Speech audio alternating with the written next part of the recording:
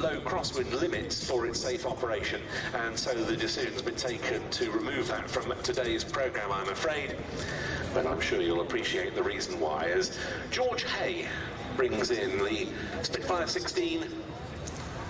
He's been flying that aeroplane very regularly out of Duxford this summer, a relatively new pilot as far as the display scene is concerned, but very nice to welcome him to this Battle of Britain Airshow flying programme, and very nice indeed also to welcome to the commentary box Tim Enriss-Roberts, who is here to talk you through the quite delightful next item we've got coming up. Tim. Thank you very much, Ben. Yes, the next item is the